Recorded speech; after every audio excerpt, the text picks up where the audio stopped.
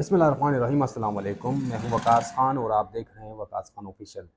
कुछ अहम मौज़ूआत हैं जिस पर आज हम गुफ्तगू शनीद करेंगे। सबसे अहम जो ताज़ा तरीन मामला सिंध में निगरान हुकूमत का सेटअप जो है वो किसकी मशावरत से आएगा और कौन आ सकता है।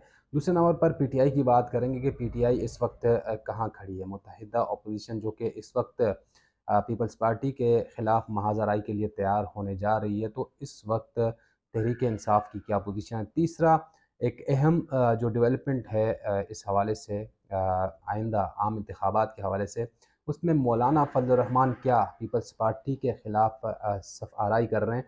ये तमाम तर पहलू जो हैं वो आज हम इसको डिस्कस करेंगे। सबसे पहले बढ़ते हैं सिंध में मुमकिन जो केयर टेकर गवर्नमेंट का सेटअप है, उसमें मुमकिन जो वज़ीर आला है वो कौन हो सकता है। इस हवाले से जो ज़राए से हमारे बात हुई तो उससे ये अंदाज़ा हमने लगाया कि सिंध में जो वज़ीर आला होगा निगरान, वो पीपल्स पार्टी और मुत्तहिदा जो अपोजिशन है उनकी जानिब से मुत्तफ़िक़ा तौर पर इन अंदरून सिंध से लाया जाएगा। यानी इस बात पर तो इत्तेफ़ाक हो गया है कि वज़ीर आला कराची से नहीं अंदरून सिंध से होगा, लेकिन नाम कौन-सा आएगा सामने, इस पर अभी तक इत्तेफ़ाक जो है वो नहीं हो सका। इस हवाले से ही हमारी जो एमक्यूएम ज़राए से बात हुई और साथ ही साथ जीडीए ज़राए से बात हुई और पीपल्स पार्टी के ज़राए से बात हुई, तो हमें ये चीज़ समझ आई कि एमक्यूएम ने शोएब सिद्दीकी का नाम तो दिया है निगरान वज़ीर आला के लिए, लेकिन उस नाम में शायद एमक्यूएम इतना ज़ोर नहीं लगा पा रही है और उसकी वजह भी यही है कि सिंध की ये रिवायत रही है कि निगरान वज़ीर आला के लिए या वज़ीर आला के लिए जो भी बंदा होता है उसका ताल्लुक़ अंदरून सिंध से होता है। उसकी वजह ये बताई जाती है कि अंदरून सिंध में वोटर्स की तादाद भी ज़्यादा है, आबादी भी ज़्यादा है और नशिस्तें भी ज़्यादा है, तो इसलिए ये सिंध की इंतज़ामी जो नशिस्त है, ये अंदरून सिंध के ही हक़ में जाती है। तो यही वजह है कि अंदरून सिंध का जो उम्मीदवार होता है या उसी का नाम आता है या उसी के नाम में जो है पलड़ा जो है वो उसी की तरफ भारी होता है। तो कुछ दिनों में ऐलान हो जाएगा और यही कहा जा रहा है कि अंदरून सिंध से कोई बड़ा नाम सामने आएगा। आगे बढ़ते हैं, पीटीआई की बात करते हैं। तो पीटीआई के हवाले से एक सवाल किया गया गुज़िश्ता रोज़ एमक्यूएम और जीडीए से कि मुत्तहिदा अपोजिशन एक साथ चल रही है, तो पीटीआई जो सिंध असम्बली में बहुत बड़े सीटों के साथ वो मौजूद थे और उनका क्या स्टेटस है, तो उस पर जवाब ये दिया गया कि पीटीआई का पता ही नहीं कि पीटीआई है इस वक्त कहाँ, क्योंकि ग्राउंड पर पीटीआई नज़र नहीं आ रही है।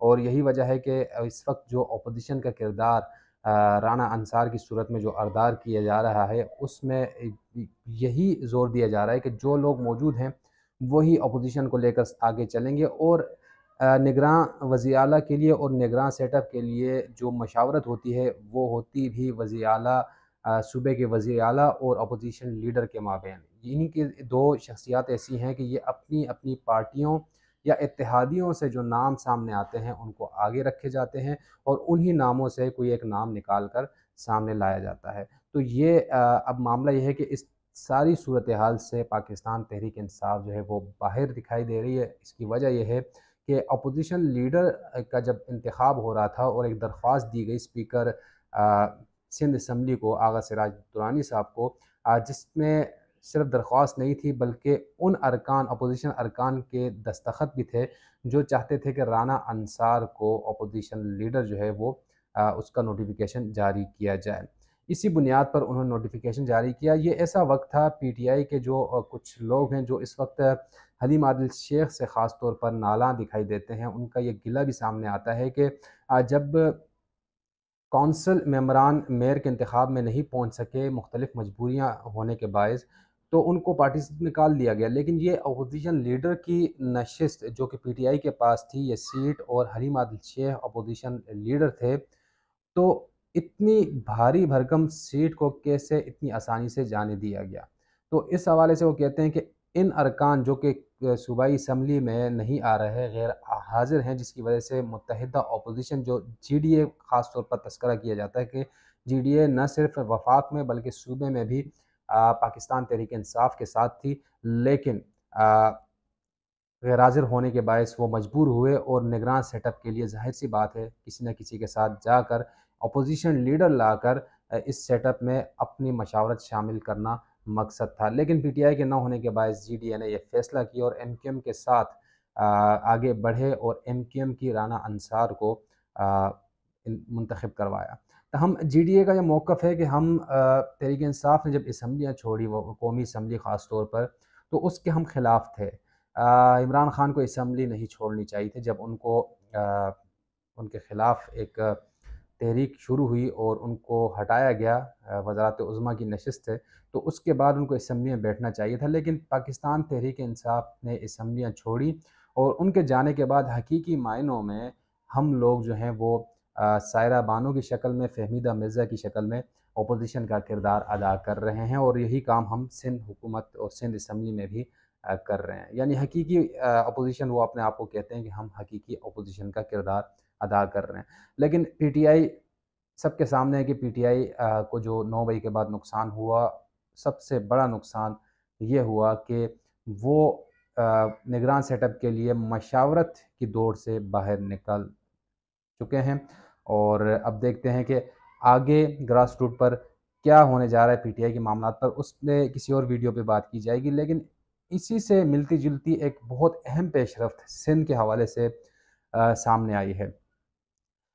जो ज़राए हैं वो बताते हैं कि मौलाना फज़लुर रहमान सिंध की जो अपोज़िशन जमातें हैं सिवाय पीटीआई के, तमाम जमातों से इस वक्त वो राब्ते में हैं और उनकी कोशिश ये है कि मुत्तहिदा अपोज़िशन मिलकर आइंदा आम इंतखाबात में पीपल्स पार्टी का मुकाबला सिंध में करे ताकि पीपल्स पार्टी को शिकस्त दी जा सके। और यही वजह है कि जीडीए एमक्यूएम एक नशिस्त पर हैं और इसके साथ साथ अगर देखा जाए तो मौलाना फज़लुर रहमान की अहम मुलाकात जीडीए से हो चुकी है और वो आगे अपनी मुलाकातों का सिलसिला जारी रखेंगे। इन मुलाकातों का सबसे बड़ा मकसद ये है कि जितनी भी इकाइयाँ हैं सिंध में, चाहे वो मुस्लिम लीग नून है, जमीयत उलमा इस्लाम है, जीडीए है, एमक्यूएम है, और उसके साथ-साथ और बहुत सारी जमातें, जमात इस्लामी हो गई, तहरीक लब्बैक हो गई, जितनी जमातें इस वक्त कराची में मौजूद हैं, उनको बिठाकर सिंध भर में भरपूर मुकाबले का इशारा दिया गया है कि भरपूर किस्म का मुकाबला किया जाएगा पाकिस्तान पीपल्स पार्टी का। और यही वजह है कि मौलाना फज़लुर रहमान पर ये बात कही जा रही है, ये ज़राए कह रहे हैं कि मौलाना फज़लुर रहमान पीपल्स पार्टी के मद्दे मुकाबिल आने का सोच रहे हैं।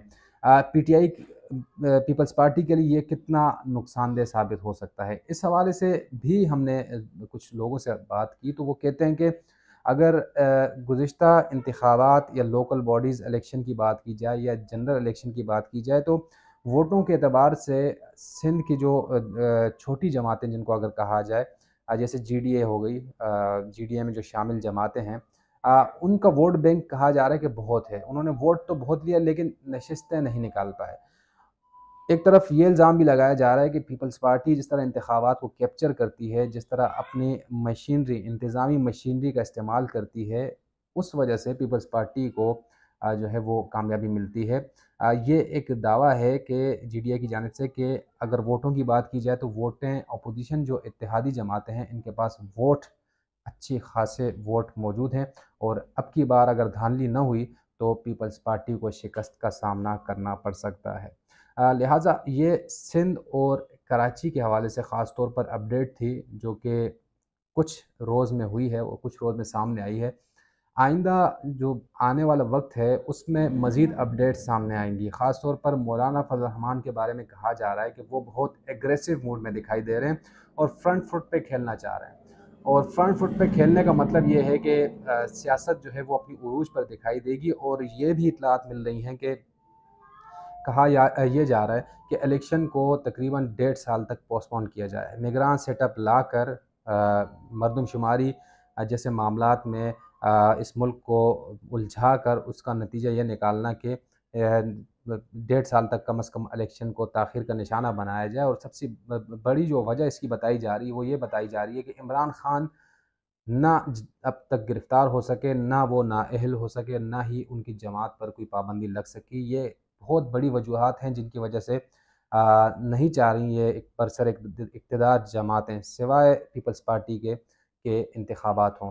पीपल्स पार्टी चाह रही है कि जल्द से जल्द इंतखाबात हों। इस हवाले से भी जब हमने बात की कि पीपल्स पार्टी क्यों चाह रही है कि इंतखाबात हों, तो इसका जो एमक्यूएम का मौक़िफ़ इस हवाले से ये है कि जुडिशरी इंतखाबात में अमल दखल नहीं करना चाह रही है, लेकिन पीपल्स पार्टी को पता है कि ये ताख़ीर का शिकार अगर इलेक्शन हुए तो आगे इनको ऐसा मौका नहीं मिलने वाला कि ये दोबारा यानी इस पोजीशन पर आएँ कि जिसमें इनको एतमाद हो कि वो बड़ी तादाद में सीटें निकाल लेगी।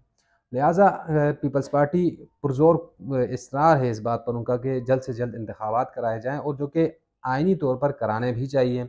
कानूनन और उसूलन और आइन ये कहता है कि जो मियाद या मुद्दत पूरे होने के बाद इंतखाबात करा लेने चाहिए। लिहाज़ा पीपल्स पार्टी इस चीज़ को भी जो है सामने रख रही है और साथ ही साथ उनके बारे में जो उनके मुखालिफिन हैं वो ये कह रहे हैं कि धांधली और इस सिस्टम के बायस पीपल्स पार्टी चाह रही है कि जल्द से जल्द इंतखाबात हों ताकि वो इक़्तिदार में आ सकें। लेकिन दूसरी जानिब अगर देखा जाए तो एमक्यूएम का स्टांस ये है कि मरदमशुमारी जो है नए सिरे से हो और इसमें ज़्यादा से ज़्यादा वो कह रहे हैं कि 3 महीने लग जाएँगे। अगर 3 महीने बाद इंतखाबात होने हैं तो कुछ 15 दिन या 20 दिन मज़ीद ताख़ीर कर दी जाए ताकि ये मरदमशुमारी का मामला हल हो। और मरदमशुमारी होने का मतलब ये है कि हमारे पास असल जो वोटर्स हैं, असल जो आबादी है वो सामने आए और साथ ही साथ नई हल्का बंदियाँ हों।